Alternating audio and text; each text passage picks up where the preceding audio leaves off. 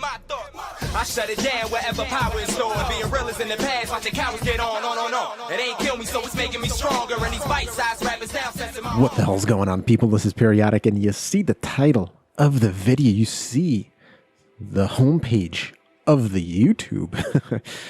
We are jumping back into Dragonball Z Dokkan Battle in order to discuss something a little off the beaten path, something that a lot of people don't think about, but I figured this would kind of make a very interesting topic for today's video. And I actually recruited the help of some of my Discord participants. What do you call people in a Discord? Discorders? I'm not sure, but if you haven't joined the club Discord, the link is in the description below, so make sure you jump in there. Now, I'm going to go over 5 units who are, in my opinion, with the help of some of my club members, overhyped. And this could go many different ways. So it could be where people thought that because of the hype surrounding them, because of the pomp and circumstance, I think that's a term, to their announcement before they were released, people are expecting an insane card, best in the game card kind of character, and that just didn't come. It just didn't show up. Or it could be we were expecting a 10 out of 10 and we got an 8, so they were still really good. Or the particular art that the card is based off of, or the scenario that the card is based off of, or the fight that the card is based off of, people thought would warrant a better card, an LR or something of that nature. So this is going to be my 5 picks. Again, I got help from Discord and Twitter and whatnot, but at the end of the day, this is my opinion. So if you have any issues, leave it down in the comments below. I do read every single comment. So if you got some smoke, or if you got something to say, then I want the smoke. Let's get it. Okay, so let's start this list. Starting at number 5, Assassin's Ultimate Technique Hit. The reason that we are starting with Hit is he was a part of what I think was a first and only, it was a vote. And this was a global first. Now, we've had global first before and after since, but this was a vote. You actually had to vote on who the next Dokkan Festival card was. The choices were between Hit, Caulifla, and Kale. And what makes this super interesting is at first we thought, okay, maybe this is a case where they've created all 3 cards and they simply want to know what order to release them in. But that's not the case, because we have yet to see a Dokkan Fest Kale. We have yet to see a Dokkan Fest Caulifla. Now, it could be where the Tech Caulifla base form and the Strength Kale base form were the Dokkan Fest characters that were to be released. But I don't think so, because their information, their stats, were very much yin and yang of each other. They did similar things. So I do believe that they were always planned to be released at the same time. It would be very strange to release the Caulifla first if she won, or the Kale first if she won, and then a few months later down the road release the counterpart to it. It'd just be very odd. So I do think that they were they had an idea of what they wanted to do, and they were waiting who to do it and who to finalize, and Hit won. So there was all kinds of hype for our a good Hit card, right? Because the only Hit that we had before was the Intelligence Hit. And when this Hit came out, he was cool. He did a lot of stunning, which was nice, but unfortunately, we were trying to beat difficult Dokkan events. And the majority of Dokkan events, later in the fight, stuns don't work. So it became very useless, the main mechanic behind his kit. Now let's take a look at what he does. He was a Universe 6 lead, which was pretty bad, that category, at the time of his release.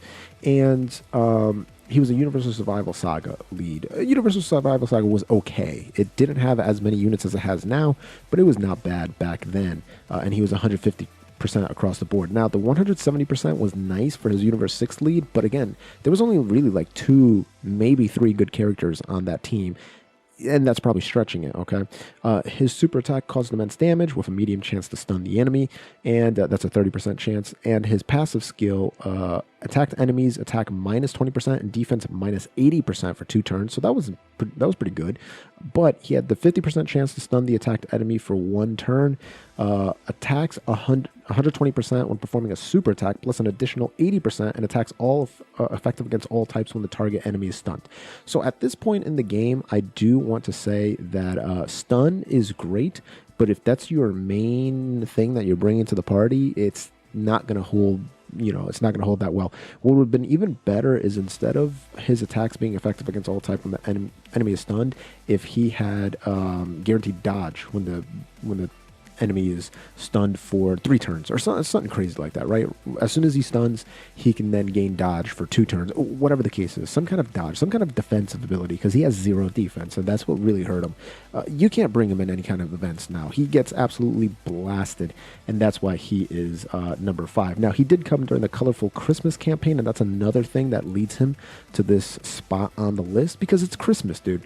He was the Dokkan Fest Christmas, and I do believe that this one was pretty light, if I remember correctly, in terms of events and whatnot. Yeah, pretty light indeed. But yeah, so Hit does garner the 5th spot. Moving along to number 4 is going to be a highly disputed pick, and I think I'm probably the only one that thinks this, but Pinnacle of Fury Goku, Transforming Goku, Planet Namek Goku. This dude, talk about transformation for Goku going from base form to Super Saiyan, to me, should be an LR. I think that's one of the big reasons why I have this dude where he is. I truly believe this card should be an LR, and not only should be an LR, he should be top 3 in the game, because of this moment being one of the most recognizable, one of the most impactful, one of the most game-changing moments in anime history. That's not me hyping up that moment. That's how big Goku turning Super Saiyan was in the anime world. So the fact that this guy is a higher mid TUR, he is not top tier. Don't let anybody fool you. This man is not top tier TUR. Yes, he's good. He's pretty darn good. But he's not in the same realm as Strength Cooler. He's not in the same realm as someone like, my TURs are slipping out of my mind, a Physical Beerus. He's not. I'll tell you what he does well. He's a Super Saiyan's lead. Unfortunately, he only gives 130% HP. And then he gives attack and defense 170%. Planet Namek Saga is a pretty dead category, so we're not even going to talk about that. He does immense damage. Cool. Raises allies' attack by 30%. That's fantastic. His passive skill is attack and defense 77%. And then he gains attack and defense 15%. Every time he gets hit, up to an additional 59%, which is pretty good. And then transforms when conditions are met. Now, the transformation mechanic is his HP has to be 70% or less, and it has to start from the third turn. So this guy would have been infinitely better if he stacked his defense straight up, but he has to turn Super Saiyan to be able to do that. Okay, so he turns Super Saiyan, which is not a hard requirement, below 70%. Okay, boom. Now he's going to stack his defense, cause immense damage. Now he's giving himself 80% attack and defense. Now, after he receives an attack, he's going to gain an additional 59% attack, which is nice. He's got a 25% chance of guarding, which is pretty good, though I don't really remember it happening too often. And guard activated against all attacks, and 50% chance of performing a crit for 3 turns when guard is activated. So you have a 25% chance of him gaining 50% crit and just straight guard type advantage, essentially, against all attacks for three turns, which is pretty good. He becomes pretty decent defensively, let's just say that. I don't want to say he becomes like an absolute monster defensively, but he becomes pretty good.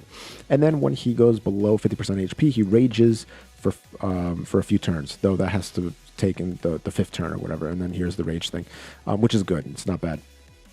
But again, this guy's damage can't get to crazy levels, especially if you're not building the team straight up around him. If you're throwing him on a team to be able to stack damage, if you're putting him as the lead of a Super Saiyan team, you may not be able to find a Z Warriors link. You may not be able to get. I mean, look at these like Super Saiyan. Yeah, you're gonna get. These are really 1, 2, 3 are the attack links you'll most likely get with a lot of people. But when you're in this Goku form, you're not gonna get this with anybody on your team. You may get this. May get that. Whatever, you got one attack. So his damage in this form is pretty poor, in my opinion, for a TUR to start off with, and especially one as hyped as him. And this form is where he actually gets good. He actually gets good in this form, right? But I have a feeling that some of these elements should have been in this form, and then you could have just, like, you could have added this, raises defense in here, and that would have been more than enough. Or you could have even added rare chance to guard in here as well. That would have been so huge. Just those two things alone would have been huge. Unfortunately, they didn't. And give him a better attack link, bro. Like, get rid of All in the Family. Yeah, that's 15% defense, but he's not going to be linking with a lot of people that have that. Like, if we go onto the Super Saiyans team, let's take a look at All in the Family. If we can, apparently it does not want to open. Let's pull up. Here it goes. All in the Family, Super Saiyan. All right, you're going to have Goten and Gohan, which is doable. Who are you going to bring on Super Saiyan's team? Maybe this AGL Goku. Maybe. Maybe this free-to-play card. Maybe. And that's about it, right? Really nobody else. You're not going to bring any of these other cards on the Super Saiyan team. There's way better options. So, yeah, just not a particular fan. Well, I don't even want to say I'm not a fan of this card. I am a fan of this card. I just don't think that they got the true OP-ness that they should have. And that's going to be a theme for some of these cards. I do think that they should have been better than where they were. Not saying they're bad, just saying. If we actually take a look at the celebration that they came on just like a full throttle rainy season campaign, which was like for June. So right before it was like May, June, right before summertime. Boom. Here he is with that new AGL Frieza, and then a bunch of other events going on. You had that second form Frieza, EZA, which was pretty good, and blah, blah, blah, right? So not too bad. Oh, and the Buhan EZA, and I still don't really use Buhan, which is kind of funny. Maybe I should start using him again. Anyway, let us continue to number 3. Whew, you guys probably knew he was going to be on this list. Let's be serious. Let us be 100% serious. You have Super Saiyan God, Super Saiyan Kaioken Goku, representative of Universe 7, and Universal Survival Saga. So this was at a point where if you saw, we had Hit as a Universal Survival Saga lead. We had Jiren as a Universal Survival Saga lead. We really didn't need a third, but we got one anyway with the Kaioken Goku. Whatever, you want to give it to us, fine. Greatly raises attack by 50%, causes immense damage, cool. Attack and defense 59%, pretty good. Plus an additional 59% for if he gets hit 6 times. Plus an additional 59% attacks effective against all types when performing a super attack if his health is 59% or below. That's a problem. That is a problem. Because this dude, max Rainbow starred, is only 10,663 defense, even with this defensive bonus, which, as we can see here, that's for attack. Yeah, this is for attack. This doesn't tell me. Yes, so it should be 152% defense is what he stacks up to, and off of 10,000, it's not a whole lot, so he can still get absolutely blasted in difficult events, which is unfortunate, because you would think, looking at this, you're gonna be like, okay, his defense has got to get pretty good, but unfortunately, just like someone like physical Jiren, or not physical Jiren, physical Broly, the Dragon Ball Super Broly, he gets 150% or 140% attack and defense. I don't think it's 130. I'm pretty sure it's either 140 or 150, and he gets rocked in later difficult events. So it's kind of misleading. Jiren too, strength Jiren, I think he's like 130% attack and defense, and he gets absolutely mollywopped in later fights. You really have to be in that 200%, 250%, 300% to really matter and like tank some of these more difficult events or raise your defense in your super attack. Unfortunately, he does not have that. He's got an active skill. He's got to have 3 representative Universe 7 category allies on his team, which is very restrictive. So you can't really use him on, let's just say, Goku's family, maybe you can get away with it. Kamehameha, maybe. Bonder of Master's Disciple, probably not. Last Resort, probably not.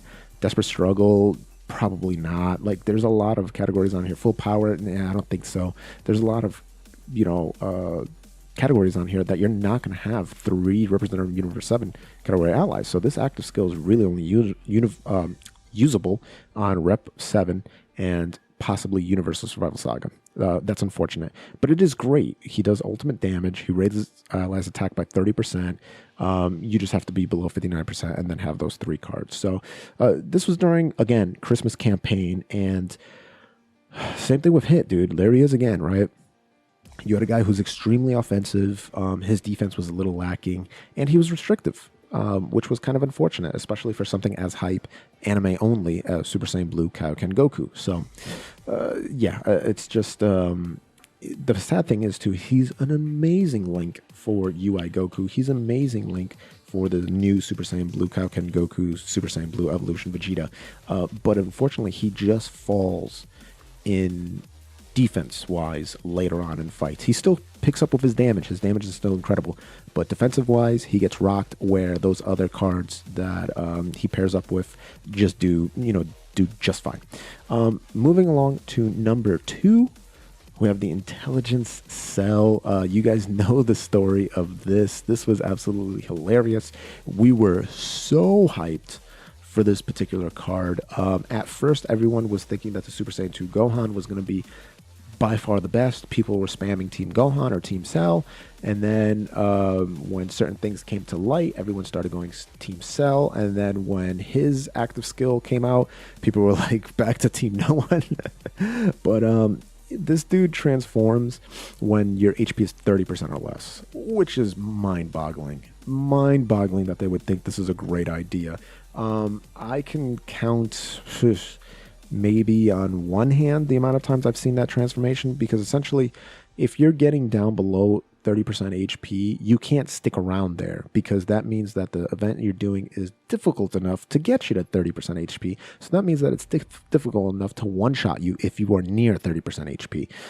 So it's just too much of a risk. Now, it's a great thing that he completely restores your HP once you drop down below 30% HP, but he has to be next coming off of rotation, right? Or coming onto rotation. So it's a very big risk. When he does transform, he's absolutely amazing. Before he does, Android Cell Saga, pretty good lead. Category Key +4, HP attack 150%, defense 170%. I love that. Those stats are awesome. And then his Extreme Intelligence mono lead.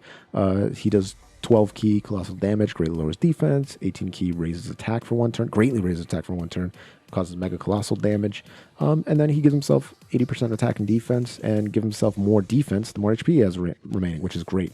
And then he gives himself more attack and more key for every enemy that he's facing, which is also great. When he turns into this, though, it's absolutely insane. Completely gets his HP back. 4 key, attack and defense 120%, attack and defense 20% when attacking with 4 more key orbs. Attack and defense 20% extra with 6 or more key orbs, and an additional 20% attack with 8 or more key orbs, which is absolutely fantastic. Yeah, it's all calculated separately too, so his attack boost goes up to 252%, and his defense goes to 208%, so he can really tank a ton of stuff, which is absolutely fantastic. And, you know, massively lowers defense, lowers attack and defense, just great. Unfortunately, to be able to get there, you have to drop, like, this is a very hard to reach. 50%, doable, all right? 50% is doable. 59% doable. 70% doable. 30%, dude, that's going to get you killed. That is going to get you killed. And people were really, really disappointed on this restrictive evolution, this restrictive transformation. It was unfortunate, but that's what they wanted to do. This came during the 300 million download celebration, which was damn good. Always download celebrations are fantastic, but unfortunately, yeah, it just was like, he's still great, by the way. He's a really good LR. If you want to check out where I ranked him, you can check out my LR tier list as my cat is meowing in the background. But he's still fantastic. And man, look at all those sales, bro. Can those things come back, please? Whew, look at that. Gorgeous, gorgeous, gorgeous. But yeah, that's where we're going to put him at. Number 2. Number 1, AGL Gohan. He was, at the time, the most overhyped character in the game. Now, this is not me saying that he is a bad character. I have him ranked extremely high. I think he is one of the best LRs in the game. He's up there for sure. Unfortunately, when he was announced with his animations, his transformations, and all this stuff, people thought that he was... Oh, I forgot to mention that LR Intelligence Cell has a active skill that you have to wait a bunch of turns to do. So just throw that in there. But anyway, LR AGL Gohan, people were saying before his stats came out, before his conditions came out, he was going to be the best character in the game. Thank goodness he's back. He's the best character in the game. He's finally going to dethrone Kalen Caulifla, who I think came out in April of that year. And when we looked at what he does, first off, this character is not better than AGL Kalen Caulifla, because his best trait, and the trait that you're going to see most often, is his defense. He can still do 2 to 3 million damage attack, which is fantastic, but he stacks defense, which is great. Kalen Caulifla just stacks that defense way faster, plus has plus has dodge chance that she builds up, which is absolutely insane. And she can do, with all her additional attacks, 2 to 3 to 4 to 5 million damage, right? Depending on who she's facing. But this dude, when we saw his Super Saiyan 2 form, we were like, yo, this character potentially has the hardest one-shot ability in the game. I think he can get the highest attack stat still in the game, which is like 20 million or something like that, just unaided, without items or anything like that. He's incredible, right? Just gains an insane amount of attack and defense per rainbow orb. If you got Super Saiyan Goku in there, you're doing way more ultra damage. You're greatly raising your attack, your defense for 12 key, greatly raises attack and defense for 18 key, so he can still tank hits. But in order to get there, you have to either have Android 16 in your team and lose your health until it goes below 58%, or wait 5 turns, be below 58% health, and have an Android on your team. Why was this a problem? Well, there is no AGL Android 16, and there is no Android 16 on the Kamehameha team. So if you pulled this dude and you wanted to run the Kamehameha team or Super AGL, you cannot activate his active skill. Who thought that was a good idea? Who in their right mind thought that was a good idea in Bandai? And unfortunately, what Bandai did decide was a good idea was something that was extremely scummy. An extremely scummy practice was they decided to make it possible to run these two on Intelligence Cell's team, who was the unit on the second banner. So these two were on 2 separate banners. Right here, it was a dual Dokkan Fest, and if you wanted to activate Gohan's active skill using Android 16, so there was no turn restriction, you needed to pull Cell as well. That Android and Cell Saga was the only team where Android 16 and Gohan shared, which was BS, straight up. 100% garbage. Terrible practice. If you didn't want to do that, then you would have to essentially have LR, Gohan, and Goten to run Siblings Bond, or any other Siblings Bond leader, and run him in like MVP 17 or like 18, but that wouldn't really work. So that killed all kinds of hype. I mean, the hype was murdered. Bandai murdered it. And it was so sad to see, because people just had the highest expectations for this card, rightly so. Him turning Super Saiyan was like Goku turning Super Saiyan. Him turning Super Saiyan 2, one of the most iconic moments in all of anime. Not just Dragon Ball, not just Dragon Ball Z, not just Dragon Ball Super, all of anime history. And they took that precious, incredible beautiful moment and made it only accessible if you pulled another LR on another banner, and that was terrible. And that's the reason why AGL Gohan is number 1. If you agree with my list or disagree, let me know in the comments down below. Like I said, I do read every single comment. If you haven't subscribed to the channel already and you're down there commenting below, go ahead and gently rub that sub button, gingerly ring that bell button, lovingly kiss the like button. As always, this is Periodic. See y'all in the next video.